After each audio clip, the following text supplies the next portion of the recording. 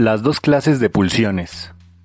Ya lo dijimos, si nuestra articulación de la esencia del alma en un ello, un yo y un superyo significa un progreso en nuestra intelección, es preciso que demuestre ser también un medio para la comprensión más honda y la mejor descripción de los vínculos dinámicos presentes en la vida anímica.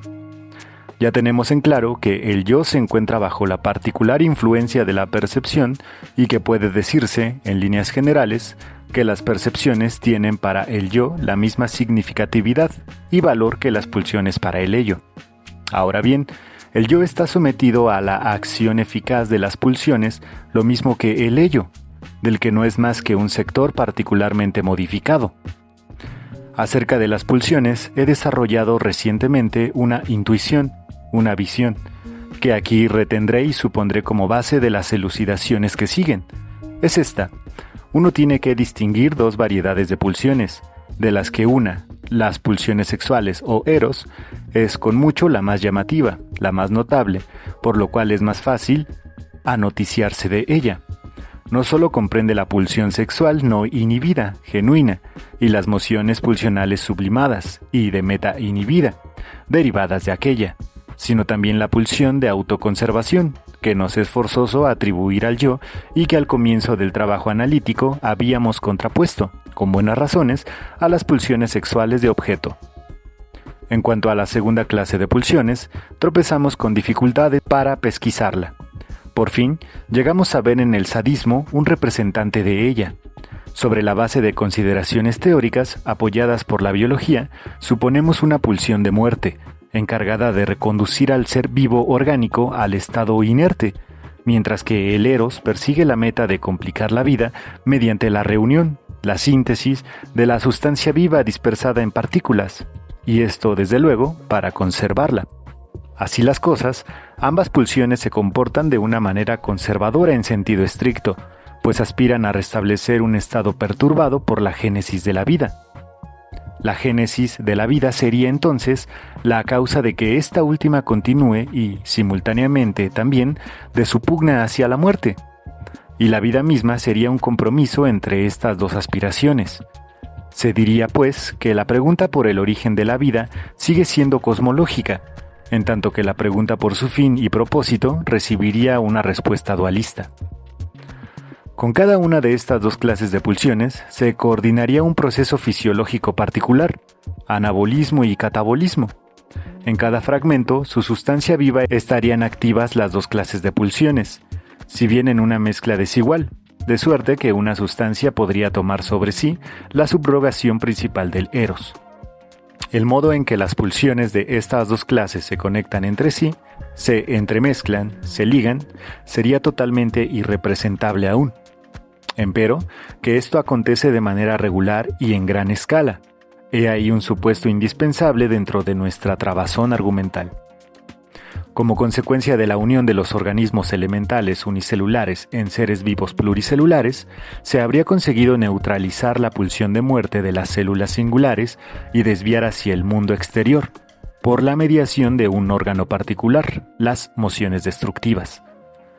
Este órgano sería la musculatura, y la pulsión de muerte se exteriorizaría ahora, probablemente solo en parte, como pulsión de destrucción dirigida al mundo exterior y a otros seres vivos. Una vez que hemos adoptado la representación, la imagen, de una mezcla de las dos clases de pulsiones, se nos impone también la posibilidad de una desmezcla, más o menos completa, de ellas. En los componentes sádicos de la pulsión sexual, estaríamos frente a un ejemplo clásico de una mezcla pulsional al servicio de un fin, y en el sadismo devenido autónomo, como perversión, el modelo de una desmezcla, si bien no llevada al extremo. A partir de aquí, se nos abre un panorama sobre un vasto ámbito de hechos, que aún no había sido considerado bajo esta luz. Conocemos que la pulsión de destrucción es sincronizada según reglas de los fines de la descarga, al servicio del eros.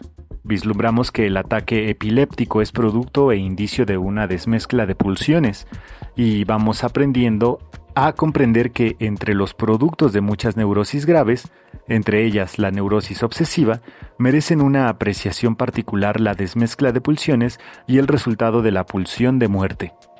En una generalización súbita, nos gustaría conjeturar que la esencia de una regresión libidinal, por ejemplo de la fase genital a la sádico-anal, estriba en una desmezcla de pulsiones, así como, a la inversa, el progreso desde las fases anteriores a la fase genital definitiva tiene por condición un suplemento de componentes eróticos.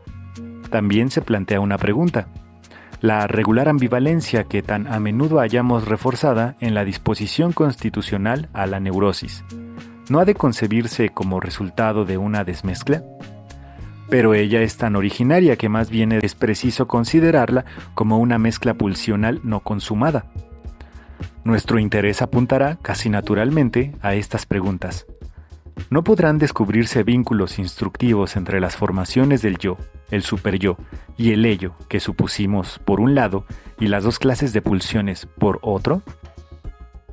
¿No podremos asignar al principio de placer, que gobierna los procesos anímicos, una posición fija respecto de las dos clases de pulsiones y respecto de las diferenciaciones del alma? Antes de entrar en el examen de este punto, sin embargo, tenemos que dar curso a una duda que apunta a los términos mismos en que se plantea el problema. En cuanto al principio de placer, no hay, por cierto, duda ninguna. La articulación del yo se apoya en una justificación clínica. En cambio, el distingo entre las dos clases de pulsiones no parece suficientemente certificado, y es posible que hechos del análisis clínico prueben que es ilegítimo. Existiría quizás un hecho de tal índole. Nos está permitido sustituir la oposición entre las dos clases de pulsiones por la polaridad entre amor y odio. Hallar un representante del eros no puede provocarnos perplejidad alguna. En cambio, nos contenta mucho que podamos pesquisar en la pulsión de destrucción a la que el odio marca el camino, un subrogado de la pulsión de muerte, tan difícil de asir. Ahora bien, la experiencia clínica nos enseña que el odio no solo es, con inesperada regularidad, el acompañante del amor, ambivalencia, no solo es hartas veces su precursor en los vínculos entre los seres humanos, sino también que, en las más diversas circunstancias, el odio se muda en amor y el amor en odio. Si esta mudanza es algo más que una mera sucesión en el tiempo, vale decir, un relevo, entonces evidentemente carece de sustento un distingo tan radical como el que media entre pulsiones eróticas y de muerte, que presupone procesos fisiológicos que corren en sentidos contrapuestos. Sin embargo, es evidente que nada tiene que ver con nuestro problema el caso en que uno primero ama a cierta persona y después la odia, o a la inversa, si ella ha dado motivos. Tampoco es pertinente el otro caso, en que un enamoramiento todavía no manifiesto se exterioriza primero en hostilidad e inclinación a agredir, pues, a raíz de la investidura de objeto, el componente destructivo podría haber llegado ahí anticipadamente, aunándosele después componente erótico. Pero, por la psicología de las neurosis, tenemos noticia de muchos casos que parecen sugerir la hipótesis de una mudanza. En la paranoia persecutoria, el enfermo se defiende de cierta manera de una ligazón homosexual hiperintensa con determinada persona, y el resultado es que esta persona amadísima pasa a ser el perseguidor contra quien se dirige la agresión, a menudo peligrosa, del enfermo. Tenemos el derecho de afirmar, por interpolación, que en una fase anterior el amor se había traspuesto en odio.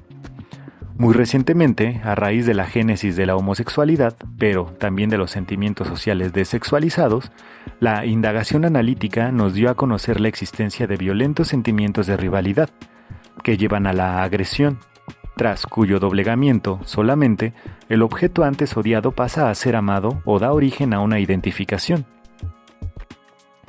Para estos casos se plantea el problema de si debe suponerse una transposición directa de odio en amor. En efecto, se trata de cambios puramente internos, en que no cuenta para nada un eventual cambio en la conducta del objeto. Ahora bien, la indagación analítica del proceso de la transmudación paranoica nos familiariza con la posibilidad de un mecanismo diverso. Desde el comienzo ha existido una actitud ambivalente, y la mudanza acontece mediante un desplazamiento reactivo de la investidura. Así, se sustrae energía a la emoción erótica y se aporta energía a la emoción hostil. Algo semejante, aunque no idéntico, acontece a raíz de la superación de la rivalidad hostil que lleva a la homosexualidad. La actitud hostil no tiene perspectivas de satisfacción. Por eso, vale decir por motivos económicos, es relevada por la actitud de amor, que ofrece mejores perspectivas de satisfacción, posibilidad de descarga. Por consiguiente, ninguno de estos casos nos obliga a suponer una mudanza directa de odio en amor, que sería inconciliable con la diversidad cualitativa de las dos clases de pulsiones. Notamos, empero, que al considerar este diverso mecanismo de la transmutación de amor en odio, hemos adoptado tácitamente otro supuesto que merece enunciarse. Hemos interpolado un conmutador, como si en la vida anímica hubiera, ya sea en el yo o en el ello, una energía desplazable, en sí indiferente, que pudiera agregarse a una moción erótica o a una destructiva cualitativamente diferenciadas y elevar su investidura total. Sin el supuesto de una energía desplazable de esa índole, no salimos adelante. El único problema es averiguar de dónde viene, a quién pertenece y cuál es su intencionalidad. El problema de la cualidad de las mociones pulsionales y de la conservación de esa cualidad en los diferentes destinos de pulsión es todavía muy oscuro y, por ahora, apenas se lo ha acometido. En las pulsiones sexuales parciales, que son particularmente accesibles a la observación, es posible comprobar algunos procesos que se sitúan dentro de estos mismos marcos. Por ejemplo, que las pulsiones parciales se comunican, por así decir, unas con otras, que una pulsión que viene de una fuente erógena particular puede donar su intensidad para refuerzo de una pulsión parcial de otra fuente, que la satisfacción de una pulsión puede sustituir la de otra, y tantas cosas por el estilo, que a uno por fuerza le entra el coraje de aventurar supuestos de cierto tipo. Y en verdad, en la presente elucidación, tengo para ofrecer solo un supuesto, no una prueba. Parece verosímil que esta energía indiferente y desplazable, activa tanto en el yo como en el ello, provenga del acopio libidinal narcisista y sea, por ende, eros desexualizado. Es que las pulsiones eróticas nos parecen en general más plásticas, desviables y desplazables que las pulsiones de destrucción. Y desde ahí uno puede continuar diciendo, sin compulsión, que esta libido desplazable trabaja al servicio del principio de placer, a fin de evitar estasis y facilitar descargas. En esto es innegable cierta indiferencia en cuanto al camino por el cual acontezca la descarga, con tal que acontezca. Nos hemos anoticiado de este rasgo como característico de los procesos de investidura en el ello. Se lo encuentra en las investiduras eróticas, toda vez que se desarrolla una particular indiferencia en relación con el objeto, y muy especialmente en el análisis, a raíz de las transferencias, que es forzoso que se consuman, no importa sobre qué persona. Hace poco, Rank aportó bellos ejemplos de reacciones neuróticas de venganza dirigidas contra terceros. Respecto de esta conducta del inconsciente, no se puede dejar de pensar en aquella anécdota, de efecto cómico. Uno de los 3 sastres de la aldea debe ser ahorcado porque el único herrero ha cometido un crimen que se castiga con la muerte. Castigo tiene que haber, aunque no recaiga sobre el culpable. Fue en los desplazamientos del proceso primario dentro del trabajo del sueño donde notamos por primera vez esa misma laxitud. En ese caso, eran los objetos los relegados a un segundo plano, en el que ahora consideramos serían los caminos de la acción de descarga. Más parecido, más afín al yo, sería el persistir con mayor exactitud en la selección del objeto, así como de la vía de descarga. Si esta energía de desplazamiento es libido desexualizada, es lícito llamarla también sublimada, pues seguiría perseverando en el propósito principal del eros, el de unir y ligar, en la medida en que sirve a la producción de aquella unicidad por la cual, o por la pugna hacia la cual, el yo se distingue. Si incluimos los procesos de pensamiento en sentido lato, entre esos desplazamientos, entonces el trabajo del pensar, este también, es sufragado por una sublimación de fuerza pulsional erótica. Henos aquí de nuevo frente a la posibilidad ya mencionada de que la sublimación se produzca regularmente por la mediación del yo. Recordamos el otro caso, en que este yo tramita las primeras, y por cierto también las posteriores, investiduras de objeto del ello, acogiendo su libido en el yo y ligándola a la alteración del yo producida por identificación. Esta transposición de libido erótica en libido yoica conlleva, desde luego, una resignación de las metas sexuales, una desexualización. Como quiera que fuese, adquirimos la intelección de una importante operación del yo en su nexo con el eros. Al apoderarse así de la libido, de las investiduras de objeto, al arrogarse la condición de único objeto de amor, desexualizando o sublimando la libido del ello, trabaja en contra de los propósitos del eros. Se pone al servicio de las mociones pulsionales enemigas. En cambio, tiene que dar su consentimiento a otra parte de las investiduras de objeto del ello, acompañarlas, por así decir. Más adelante hablaremos de otra consecuencia posible de esta actividad del yo. Ahora habría que emprender una importante ampliación en la doctrina del narcisismo. Al principio, toda libido está acumulada en el ello, en tanto el yo se encuentra todavía en proceso de formación o es endeble. El ello envía una parte de esta libido a investiduras eróticas de objeto, luego de lo cual el yo fortalecido procura apoderarse de esta libido de objeto e imponerse al ello como objeto de amor. Por lo tanto, el narcisismo del yo es un narcisismo secundario, sustraído de los objetos. De continuo, hacemos la experiencia de que las emociones pulsionales que podemos estudiar se revelan como retoños del eros. Si no fuera por las consideraciones desarrolladas en Más allá del principio de placer, y últimamente por las contribuciones sádicas al eros, nos resultaría difícil mantener la intuición básica dualista. Ahora bien, puesto que nos vemos precisados a mantenerla, se nos impone la impresión de que las pulsiones de muerte son, en lo esencial, mudas, y casi todo el alboroto de la vida parte del eros. ¿Y qué lucha contra el eros? Es imposible rechazar la intuición de que el principio de placer sirve al ello como una brújula en la lucha contra la libido, que introduce perturbaciones en el decurso vital. Si la vida está gobernada por el principio de constancia, como lo entiende Fetcher, si está entonces destinada a ser un deslizarse hacia la muerte, son las exigencias del eros, de las pulsiones sexuales, las que, como necesidades pulsionales, detienen la caída del nivel e introducen nuevas tensiones. El ello, guiado por el principio de placer, o sea, por la percepción del displacer, se defiende de esas necesidades por diversos caminos. En primer lugar, cediendo con la mayor rapidez posible a los reclamos de la libido no desexualizada, esto es, pugnando por la satisfacción de las aspiraciones directamente sexuales. De manera más vasta, en la medida en que a raíz de una de estas satisfacciones, en que se conjugan todas las exigencias parciales, libra las sustancias sexuales, que son, por así decir, portadores saturados de las tensiones eróticas.